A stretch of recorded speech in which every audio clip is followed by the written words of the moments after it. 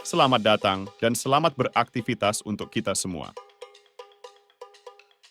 Jumpa lagi dalam sesi perkuliahan Relasi Etnis dan Integrasi Bangsa dengan topik utama tentang wawasan Nusantara, definisi, tujuan, dan kedudukannya. Wawasan Nusantara secara etimologi berasal dari bahasa Jawa wawas, yang berarti pandangan, nusa yang berarti kesatuan kepulauan, dan antara yang bermakna dua samudra.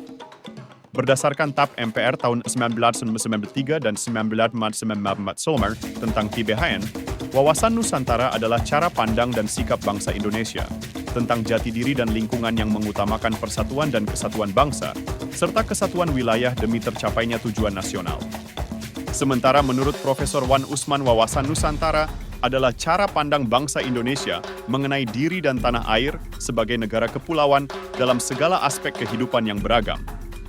Dari pengertian tersebut bisa disimpulkan bahwa wawasan Nusantara juga merupakan pandangan yang menyatakan bahwa Indonesia adalah satu kesatuan yang tidak dapat dipisahkan dari kekayaan alam dan budayanya, yang harus dijaga dan digunakan dengan bijak untuk kemakmuran rakyat.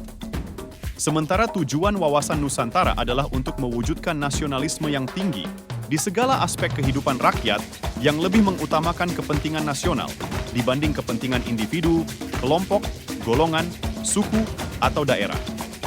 Jika mengacu pada pengertian wawasan Nusantara, sebenarnya fungsi utama dari wawasan Nusantara adalah sebagai panduan, pedoman, acuan bagi bangsa Indonesia dalam bernegara.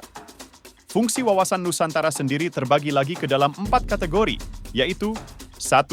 Wawasan pertahanan dan keamanan nasional, yaitu mengarah pada pandangan geopolitik negara Indonesia. Pandangan tersebut mencakup tanah air serta segenap wilayah negara kesatuan Republik Indonesia. Kedua, wawasan kewilayahan Indonesia, yaitu pemahaman mengenai batas wilayah Indonesia agar terhindar dari potensi sengketa dengan negara lain.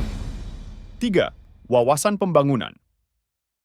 Dengan beberapa unsur di dalamnya, seperti sosial politik, kesatuan politik, pertahanan serta keamanan negara, ekonomi, dan sosial ekonomi. 4. Konsep ketahanan nasional.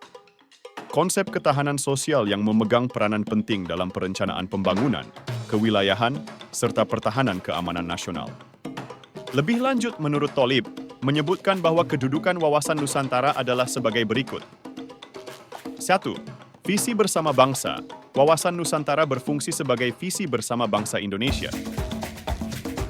Sebagai suatu pandangan, wawasan ini menggambarkan bagaimana masyarakat Indonesia melihat diri sendiri dalam konteks geografis, sosial, dan budaya yang beragam. 2. Kedudukan wawasan Nusantara adalah sebagai salah satu konsepsi ketatanegaraan Republik Indonesia. Hal ini menegaskan bahwa wawasan Nusantara bukan hanya sekadar pandangan, melainkan prinsip yang diakui secara resmi sebagai dasar penyelenggaraan negara. Ketiga, kedudukan wawasan Nusantara selanjutnya adalah sebagai landasan pembangunan nasional. Dengan memberikan arah pandang yang jelas, wawasan ini membantu menyusun kebijakan, strategi, dan langkah-langkah konkret untuk mencapai tujuan nasional secara menyeluruh. Keempat, wawasan Nusantara berfungsi sebagai pedoman, motivasi, dan rambu-rambu dalam menentukan kebijaksanaan, keputusan, tindakan, dan perbuatan. Hal ini berlaku tidak hanya bagi pemerintah di tingkat pusat dan daerah, tetapi juga seluruh lapisan masyarakat. Tujuannya adalah mempromosikan persatuan, identitas nasional, dan keseimbangan regional melalui pembangunan dan pelestarian budaya.